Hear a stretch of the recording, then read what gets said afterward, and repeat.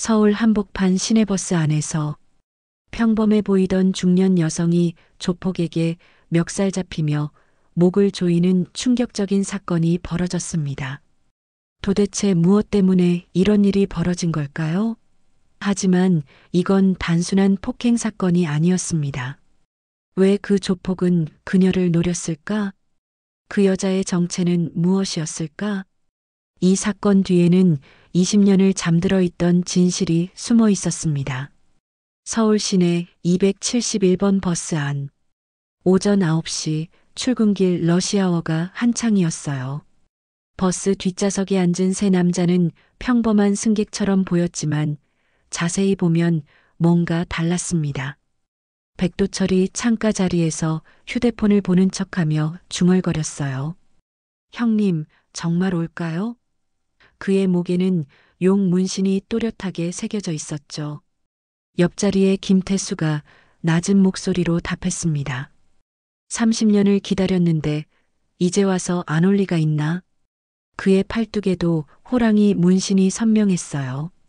오늘 반드시 끝낸다. 맞은편에 앉은 박성호는 손목에 해골 문신을 만지작거리며 긴장한 표정을 짓고 있었어요. 그런데 진짜 맞는 사람이에요? 사진으로만 봐서. 틀릴 리 없어. 도철의 눈빛이 차갑게 변했습니다. 내 동생 도민이의 마지막 모습을 찍은 사진에 그 여자도 나와 있었거든. 버스가 시청역 앞에서 멈춰 섰어요. 문이 열리자 한 여성이 올라탔습니다. 56세쯤 되어 보이는 그녀는 검은색 블레이저에 단정한 바지 차림이었어요. 평범한 중년 여성의 모습이었죠. 하지만 도철의 눈은 그녀를 놓치지 않았어요. 저 여자다. 그가 주먹을 꽉 쥐며 속삭였습니다. 강지우는 버스 앞쪽 빈자리에 앉았어요. 아직도 적응이 안 되네. 그녀는 속으로 중얼거렸습니다. 대한민국 최초 여군 투스타 사단장이라는 타이틀을 뒤로하고 전역을 앞둔 상황이었거든요. 30년 넘게 군복을 입고 살아온 그녀에게 민간인 옷차림은 여전히 어색했어요. 도철이 일어섰습니다. 태수와 성우도 따라 일어났어요. 세 사람이 동시에 움직이자 버스 안 분위기가 순간 얼어붙었습니다. 다른 승객들이 뭔가 이상하다는 걸 느끼기 시작했어요. 30년. 드디어 만났군. 도철이 지훈 뒤로 다가서며 중얼거렸습니다. 그의 목소리에는 깊은 분노가 섞여 있었어요. 당신이 강지훈이죠? 도철이 지훈의 어깨를 탁 치며 말했습니다. 지훈이 깜짝 놀라 돌아봤어요. 뒤에 서 있는 세 남자를 보는 순간 오랜 군 생활로 단련된 직감이 위험을 감지했죠. 네, 그런데 누구시죠? 기억 못 하시겠어요?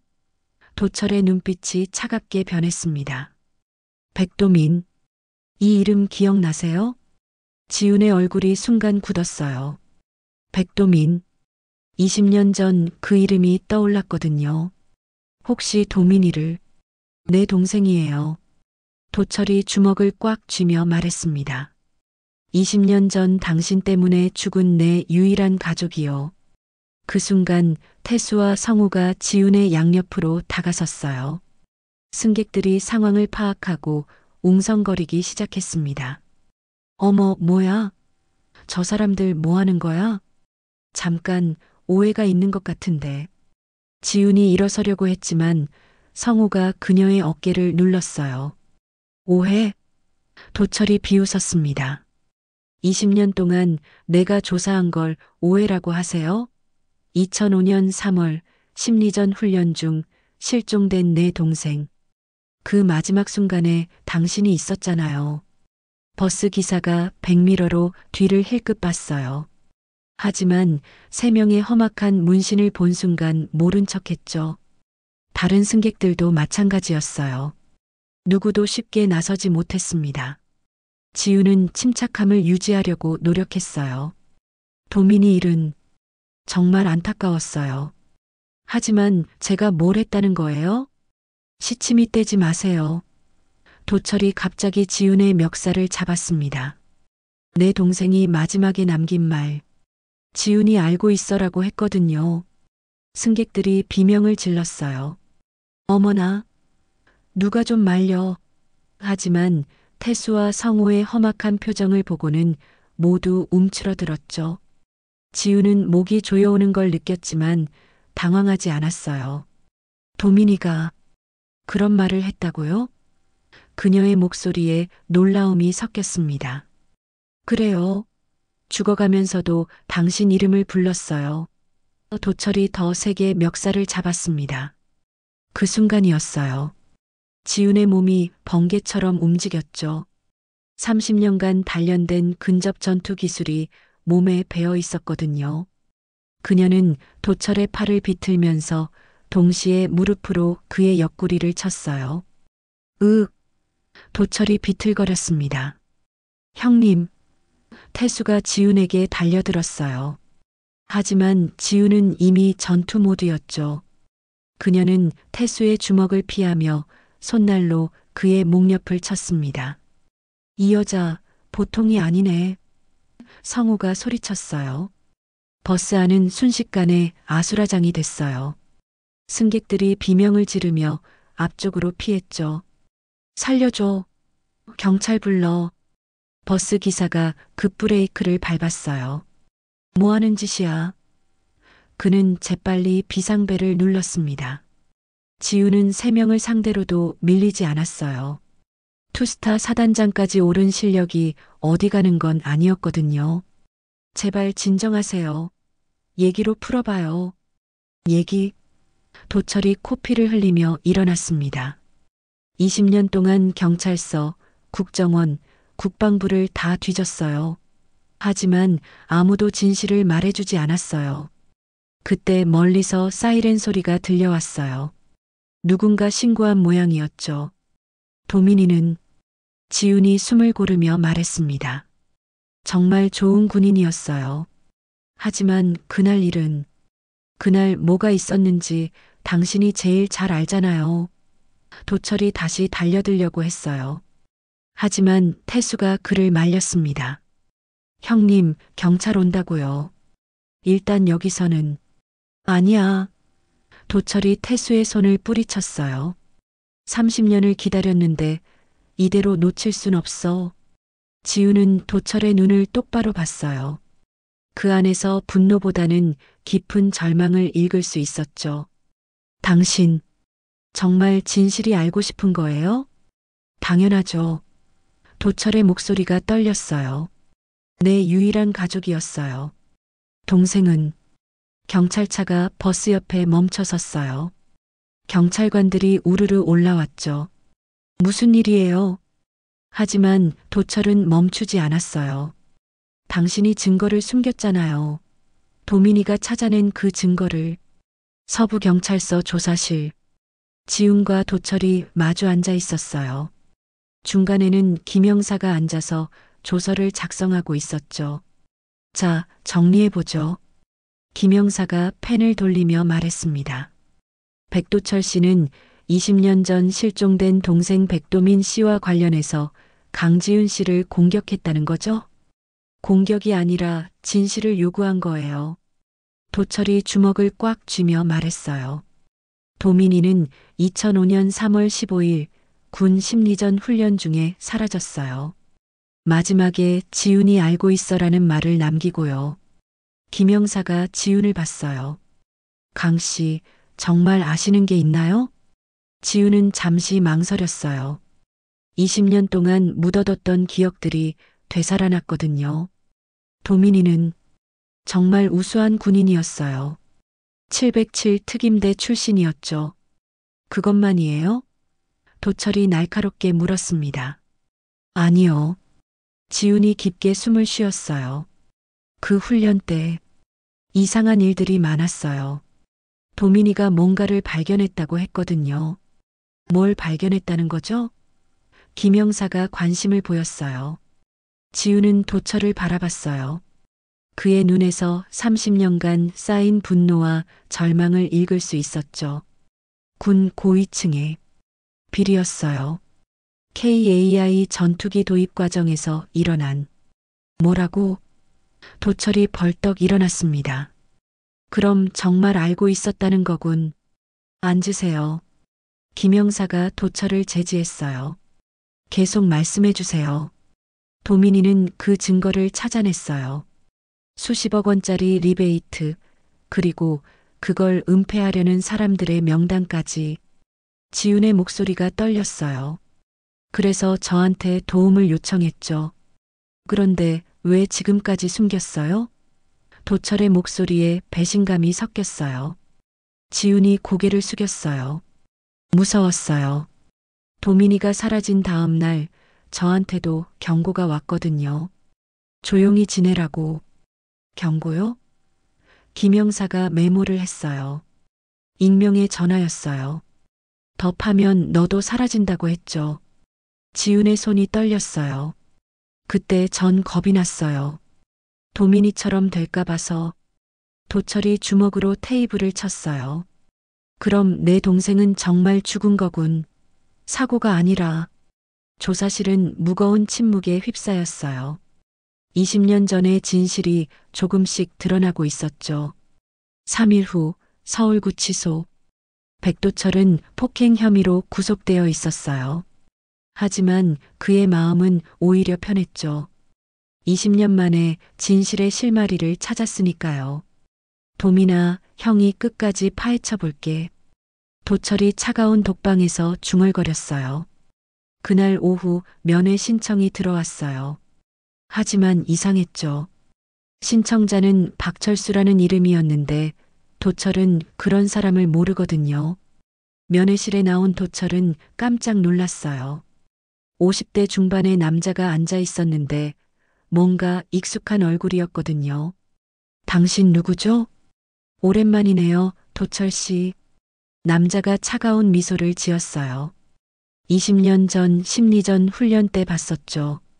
도철의 혈액이 거꾸로 흐르는 것 같았어요. 설마, 당신이 그때.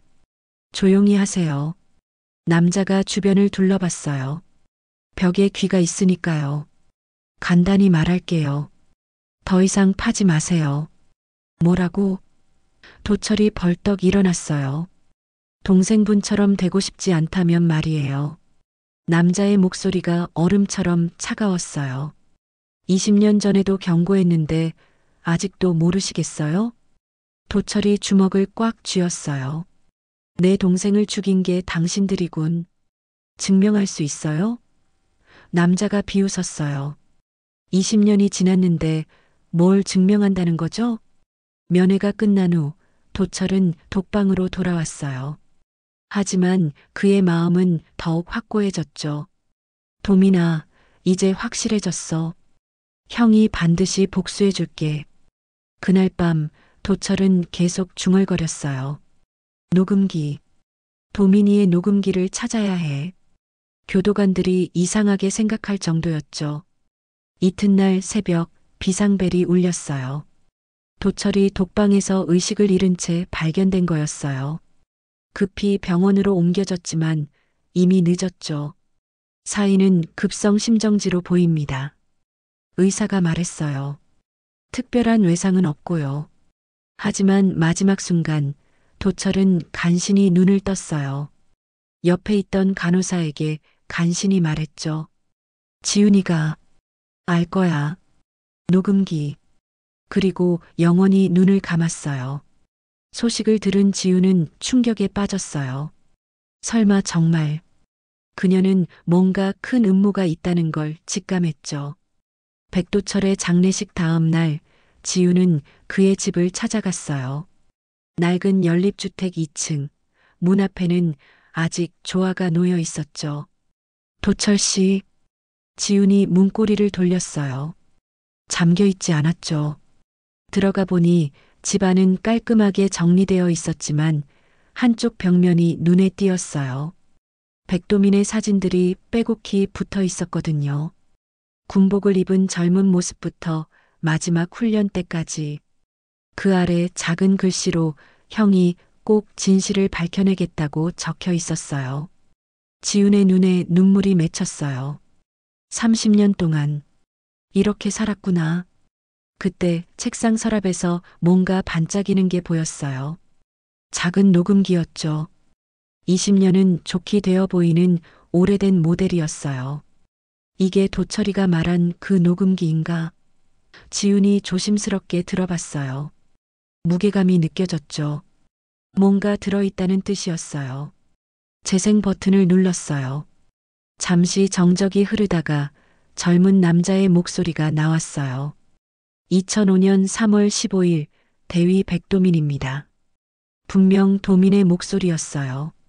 만약 이 녹음을 듣고 있다면 아마 내게 무슨 일이 생겼을 거예요. 지우는 숨을 죽이고 들었어요. 심리전 훈련 중에 우연히 발견한 문서가 있어요. KAI 전투기 도입 과정에서 정말 믿을 수 없는 일들이 벌어지고 있었어요. 도민의 목소리에 분노가 섞여 있었죠. 국방부 고위층과 방산업체 간의 거래. 전투기 한 대당 50억 원씩 리베이트가 오갔어요. 그 돈으로 스위스 비밀 계좌를 만들고 자녀들 유학비를 댔죠. 녹음은 계속됐어요. 더 충격적인 건 이걸 은폐하려고 관련자들을 제거한다는 계획도 봤어요. 나도 그 명단에 있었고요. 지훈의 손이 떨렸어요.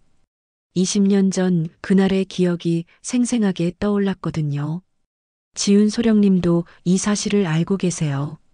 같이 고발하자고 했지만 우리가 감시받고 있다는 걸 알았어요. 도민의 목소리가 떨렸어요. 형, 백도철 형에게 이 녹음을 남겨둬요. 만약 내가 사라진다면 그건 사고가 아니에요. 그리고 지훈 소령님, 부탁드려요. 언젠가는 진실을 세상에 알려주세요. 녹음이 끝났어요. 지훈은 바닥에 주저앉았죠. 도민아, 미안해. 정말 미안해. 한 달 후 국회 국정감사장. 전국의 시선이 이곳에 집중되어 있었어요. 강지훈이 증인석에 앉자 플래시가 터졌죠. 증인께서는 20년 전 백도민 대위 실종 사건에 대해 알고 계신 바를 증언해 주시기 바랍니다. 국정감사위원장이 엄숙하게 말했어요. 지훈은 깊게 숨을 쉬었어요. 20년 동안 가슴에 묻어뒀던 진실을 꺼낼 때가 온 거였죠. 백도민 대위는 실종된 게 아닙니다. 지훈의 목소리가 마이크를 통해 울려 퍼졌어요. 방청석이 술렁였죠. 그럼 어떻게 된 거라는 말씀이십니까? 야당 의원이 물었어요. 살해당했을 가능성이 높습니다.